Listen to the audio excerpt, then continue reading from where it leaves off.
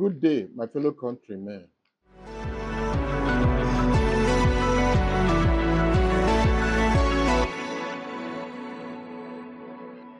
I cry for Nigeria. I sincerely cry for Nigeria. This is not the Nigeria we know when we were growing up as youths. Today marks it exactly 5 years. We lost a lot of our youths in a protest of End SARS at Lekki Toll Gate. Up till today, as I'm talking, there's no justice for any of them. This government, headed by Tinubu as a senator, back in the years, participated in protests with Medeco against the annulment of June 12th under the rule of Abacha. During the time of Jonathan as president, he also participated in protests tagged Salvation Rally in Abuja. He has been participating in one protest or the other without being stopped. How come now that he's in power, people can no more protest? Remember that those that live in a glass house don't throw stone.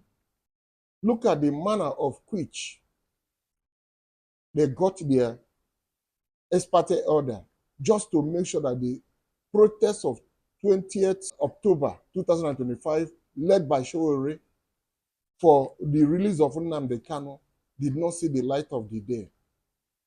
Before they could even assemble, all over was blockage. People could not allow to go to the office to work. Everywhere was blocked. Showore, being a lawyer, understand the implication of what they want to do. Because in the ex parte, they served them, so already said did not receive. But still have to use his wisdom. They mentioned that Aso Rock Villa, Eagle Square, National Assembly, and of course, Shehu Shagari Way, they should not go there for any kind of protest. So, Showore and his team decided to move to Tako. They got there, they disorganized them by shooting tear gas and live bullets at the protesters. They moved from there to Apple Mechanic Village. Same thing also happened there. Is it that this government don't want people to protest or speak out? Are we having a dictatorial government led by Ahmed Tinubu? I really don't understand where Nigeria is going to. For God's sake, these protests have to do with the freedom, the release of Nnamdi Kanu. It was a peaceful protest. Nobody carried any weapon. Nobody carried any offensive thing that can hurt anybody. Just to go and appeal to the government for the release of Nnamdi Kanu. That's what Showore meant with his protesters.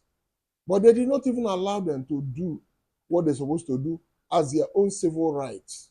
I do not know why, when it comes to an Igbo man, the law of Nigeria stands.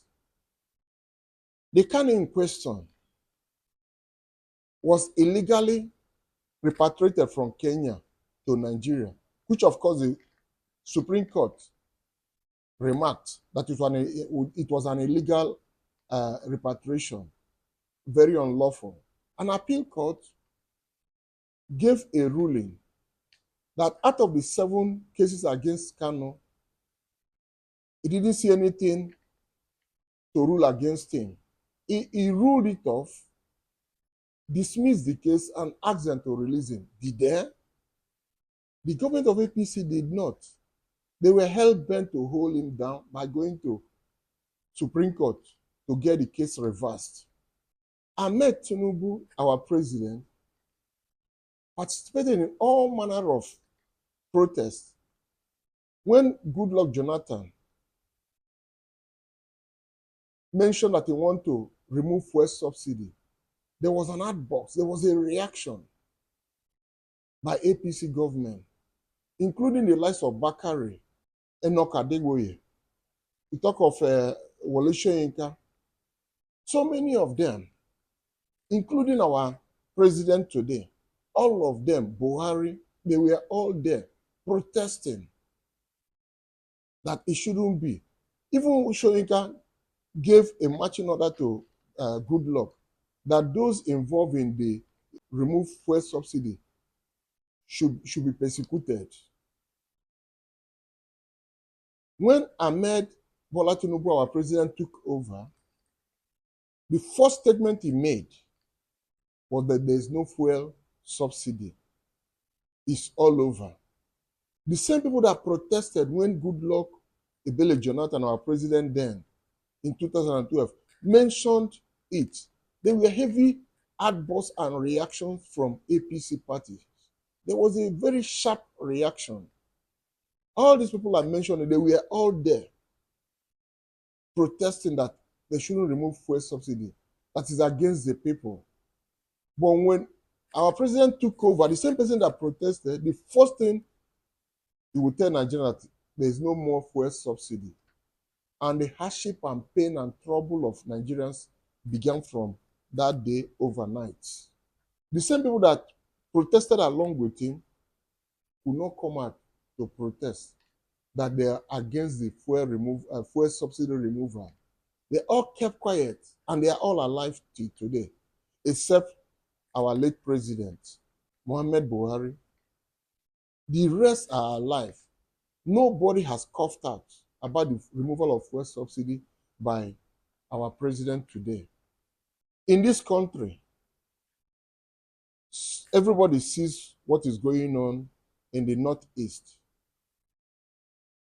Declared wanted bandits. They are being called for peace meeting. And when they are going for that meeting, they go with all manner of ammunition.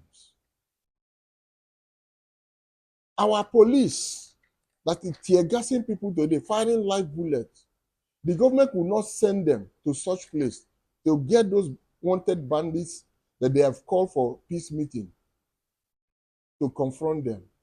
Innocent people without gun are being attacked. You are firing live bullets at them, tear gassing them. But where you're supposed to take action, you turn your face the other way.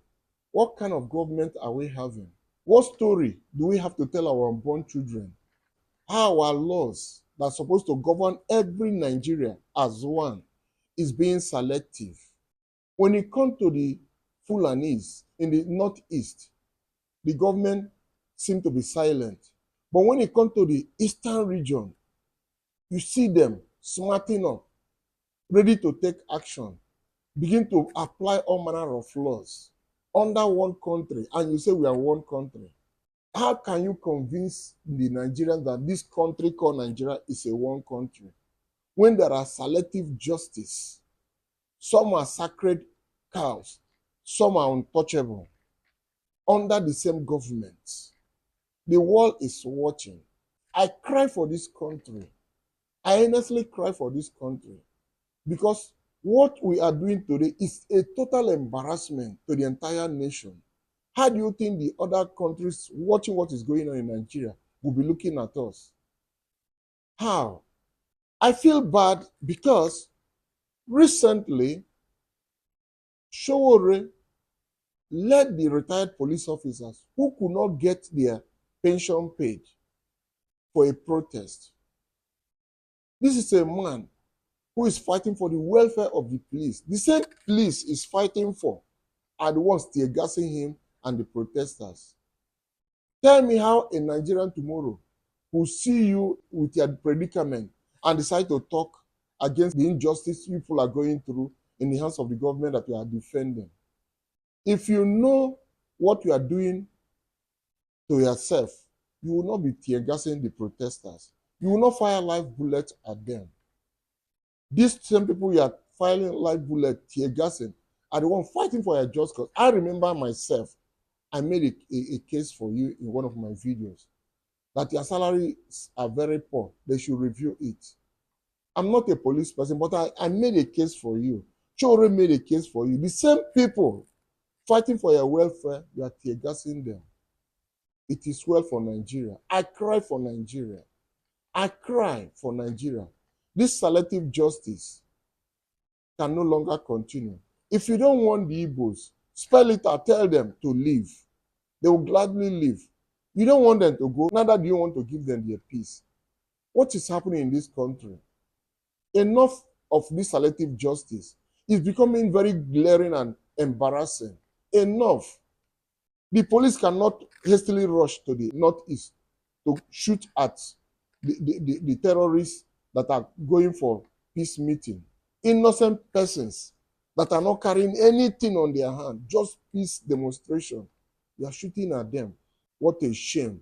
What kind of country are we living? If people don't want Nigeria to be one, tell us we should separate. Let everybody go his way.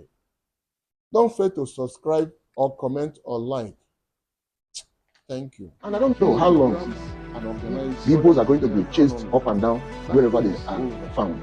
I'm already talking of 2027. Nobody's looking at the happenings around the world. Where is questionable? The chiefs, in terms of giving title, should decline, no matter how much they offer them.